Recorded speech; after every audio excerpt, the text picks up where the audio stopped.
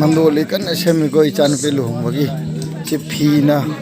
ऐसे फीना नहीं कहीं से फीदा नहीं कहीं से फीने फी अंगो तक बनी को ऐसे कन सेमी को मतक के से फीने मैं हम संग सेमी कोई मंदोली से जमाई बोर में यूं जमाई में मुझ पुथोन रे हाई बड़े पीवा में मुझ पुथोन रे इसे तो मोइन अशुभ हो तो मोइ की लाउड रे कोई यूं ना कोई यूं ना सम पुथोए कोई ना तो जरा ने ना बांग्लादेश तदे कोई बांग्लादेश तदे बोर में ने पुथों नहीं को पीवा में ने मंदोली ऐसे का से मोइ मी थारागा बोर में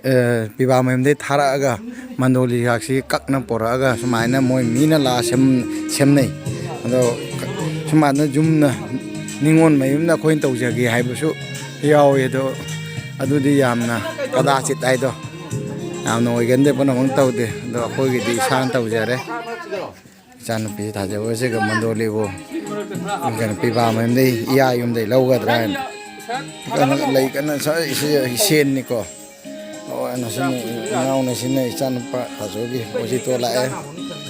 पापा हम तो मोमो पाने हम तो सिकर इन्होंने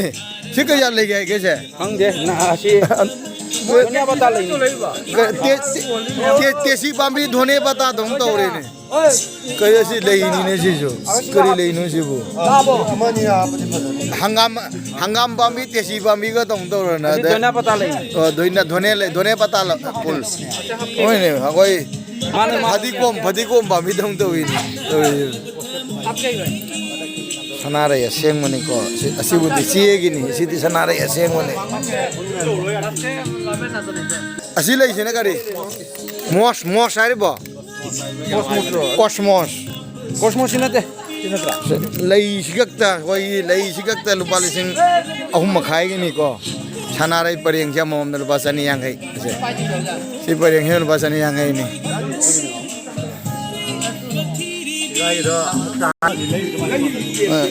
कोई खुदी मध्य कोई जुम्बी मध्य संगी बल्ले इसी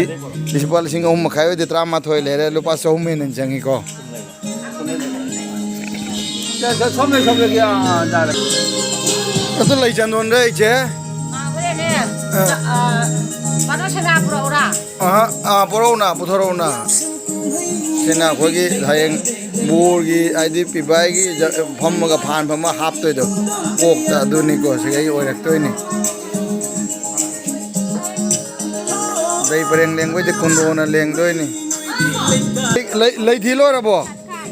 कुंडोसिना लो रबो उरी कुंडोसिना लो रबो असी कुंडोसिना लो रबो ने लेंग रबो काय नो ने सी जमाई ओपगी ओ है खंगाम बम तो ओक्तोय दुरा अनि से द असी के लेई ने से आप यंग रे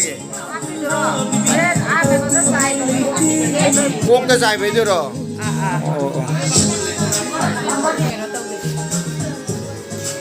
इसाई मचाई इंगे कोई खुलके नुसी ले मोय ले बरिंग लेंग नबो तो खोले हवें कनोगा बोर का पीवा का तो ये निंगोल का अनी ना हुक्ना तो ये फान फम्मा का अदुबुदी निंगोल मसामंग न लेंगनी को मणिपुर की चिनाव सिंह अखोई न जमाई हरे नोकना रे तो नोकना भी नुको बोर है तो मयांग मरोनी जमाई है तो लेमनाई मयांग मरोनी को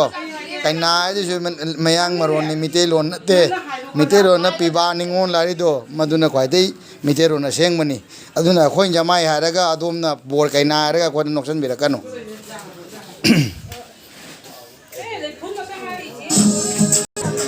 सिना मोनगा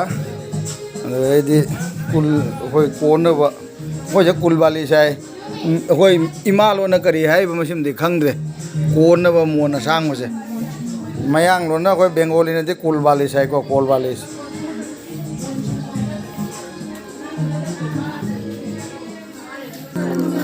अमुक मुलाक्सरे को मंदोली सेमभमदा मंदोली कन्ना अखोई सेमी मंदोली से कन्ना फजहल्ली असिना अखोई मौदुगी मबुंगनी से सोसिना तयांगी मचानुपानी कंता कोई कंता बाबू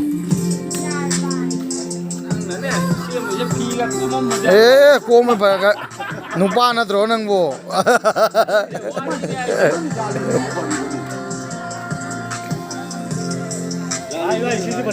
ꯑꯁꯤꯅ ꯃꯧꯒꯤ ꯃꯃꯤꯡꯁꯤꯁꯨ ꯀꯥꯡꯆꯣꯟ ꯑꯁꯤꯅ ꯇꯌꯥꯝꯒꯤꯅꯤꯁꯤꯁꯨ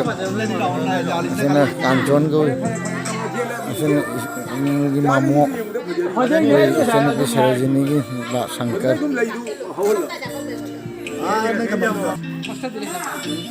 ꯑꯅꯤ ꯑꯃꯅ ꯐꯩ ꯑꯃꯅ ꯐꯩ ꯊꯥꯗꯔꯦ ꯊꯪꯅꯕꯁꯤꯅ ꯆꯨꯝꯅ ꯑꯗꯨꯏ ꯃꯊꯪ ꯑꯃꯨꯛ ꯐꯩꯅ ꯃꯊꯪ ꯑꯗꯨꯗꯤ ꯆꯨꯝꯗꯣꯏꯃꯤꯅ ꯑꯁꯦꯡꯕ ꯂꯩꯗꯣꯏꯃꯤ ꯁꯤꯅ ꯑꯣꯖꯤꯇꯣ ꯑꯩꯈꯣꯏ ꯑꯩꯒꯥ ꯃꯆꯥ ꯑꯩꯒꯥꯅꯤ ꯅꯨꯡ ꯃꯆꯥꯅꯤ ꯈꯨꯟ ꯄꯤꯛꯄꯩ ꯂꯩꯁꯥꯏ ꯄꯥꯈꯪ ꯆꯕ ꯁꯤꯅ ꯑꯩꯈꯣꯏ ꯏꯆꯥꯅꯨꯄꯤ ꯃꯌꯥꯝ ꯇꯥꯇꯣꯟ ꯃꯆꯥꯅꯨꯄꯥ ꯑꯍꯟ ꯇꯨꯅꯤ ꯑꯩꯈꯣꯏꯅ ꯇꯨꯅꯤ ꯀꯧꯏ ꯅꯨꯡꯁꯤꯅ ꯉꯥꯟꯕ ꯃꯥꯂꯦꯝ ꯉꯥꯟꯕ ꯑꯉꯥꯡꯁꯤꯡ ꯂꯩ ꯂꯦꯡꯕ ꯍꯧꯔꯦ ꯁꯣꯝꯗ ꯑꯗꯨꯏ ꯂꯩꯗꯨꯅ ꯀꯩꯅꯣ ꯄꯥꯜꯂꯒꯤꯔꯣ ꯀꯩꯅꯣꯁꯤꯅ ꯍꯥ ꯐꯣꯇꯣꯁꯨꯠꯀꯤ ꯑꯣ ꯊꯣꯛꯂꯦ ꯂꯩ ꯂꯣꯡꯕ ꯊꯣꯛꯂꯦ ꯏꯆꯥꯅꯨꯄꯤ ꯂꯩ ꯂꯦꯡꯕ ꯊꯣꯛꯂꯦ